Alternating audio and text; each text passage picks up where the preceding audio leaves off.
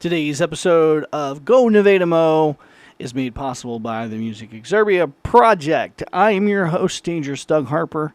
Fantastic to have you along today. We're going to be talking about the Jefferson Highway and its association or its connection with Nevada, Missouri.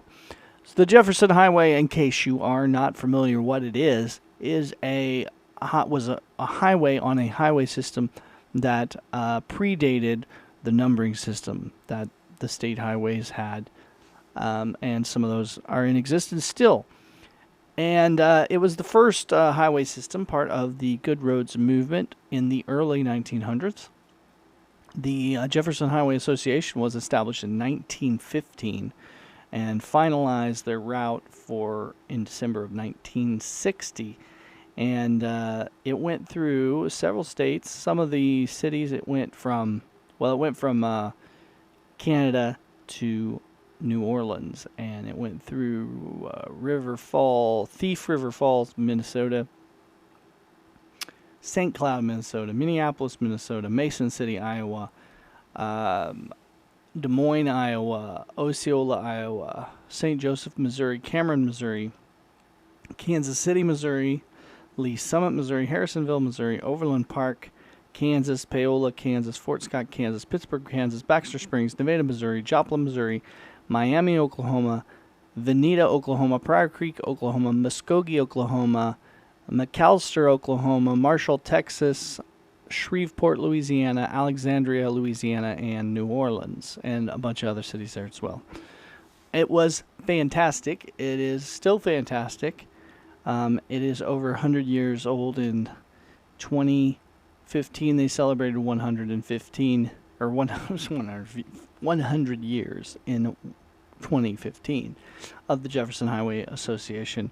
Again, it goes from Winnipeg, Manitoba, Canada to New Orleans, Louisiana. So it's an exciting thing. It went through Nevada, Missouri, and there's a lot of excitement around that. And there was a tourist camp that is located on Walnut Street across from Precision Coffee Company. There's still a building standing there. It's now owned by the church, and that is the church office, that little building. But it's still viewable, one of the buildings. Of course, the buildings came later, I believe. But they were built there as a tourist camp first, and then it became a tourist court. And it was owned by the W.F. Norman Company in Nevada. They're the ones that built it. Because back in the day, we were traveling on the highway. We say highway very loosely. It just meant a series of existing roads that were a route that was put together on existing roads that could be used all year round. And some of the roads weren't even paved then. They called it a highway, but they weren't necessarily paved. And then people would, there was not motels. There was hotels, of course, but there wasn't motels. Motels were not a thing yet because there wasn't as many people traveling highways. And so people were traveling, and they camped within their cars and at these tourist camps. And back then, it's so funny, the tourist camps even offered free gasoline, because there wasn't as many gas stations even. And it was a perk of the thing. So wouldn't that be great now if you could just drive somewhere and then they give you free gas? Like, hey, get you traveling. What a thing.